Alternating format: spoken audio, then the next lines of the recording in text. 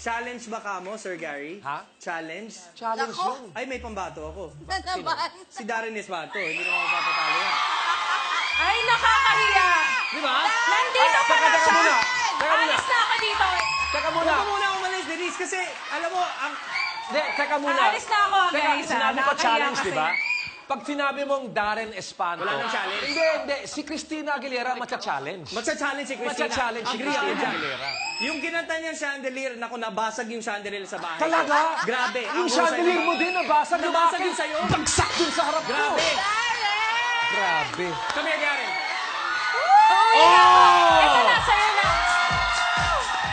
Darren, pwede mo bang sample lang kami ng kahit konting ano... Sandali lang! Hindi, joke lang.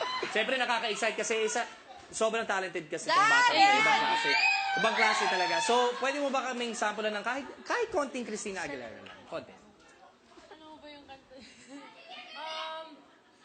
Parang wala po akong... Bahay Kubo ni Christina Aguilera kung gusto mo. Oh, basta kahit anong kanta na lang ang gusto mo. Hindi mo Kahit alam anong na chandelier. O, chandelier! I'm gonna swing from the chandelier, from the chandelier. I'm gonna fly like a bird through the night. My sense of mind. I'm gonna swing from the chandelier, from the chandelier. Darren Espanto! How old are you? Ganun. Ha? How old are you? Ang 14 po. Ano? Sandali lang. May sinasabi si Mami D. Nakasap yung ngipin ko. Pinipin mo gawa sa chandelier. Darren, thank you very much. Thank you po, Maraming Sir salamat. Dan. Yo, Darren! Relax ka lang dyan. Enjoy ka lang. Denise, God. No. sakit sa ulo, no? Wala talaga. Wala talaga. Darren is only 14. Yes. Can you imagine what he'll sound like when he's 25?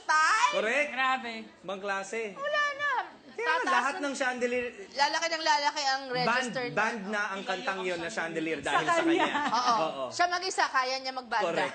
Since we're speaking about French at mga chandelier, kung nabasag ang chandelier mo, syempre, bibili ka ng bago, di ba? Anong hihingiin mo dun sa taong, kung bumili ka ng chandelier, anong hihingiin mo sa kanya? Sa French? In French, Yes. excusez-moi, je peux avoir une Darren Espanto? Sana yung chandelier ko, sana. Sana mismo. Sana yung kukunin ko. Pag ako nakabili ng isang chandelier na kayang-kaya yung boses niya, no, sasabihin ko lang, excusez-moi, receive-vous. Receive ako. Tito Gary, pwede ka doon. Okay na. Ito na. Ito na. Maganda yun. Nahahawa lang ako sa'yo. Gagawin ko yan ah. Nahahawa lang ako sa'yo. Sa council mo. Gusto ko yun. Biling-bili ang council ni Crawford. Ang galing talaga. Joke na si Kuya na Thank you to Martin Rivera sa lahat ng mga coaching na binigay sa Ito akin. naman, pakinggan natin ngayon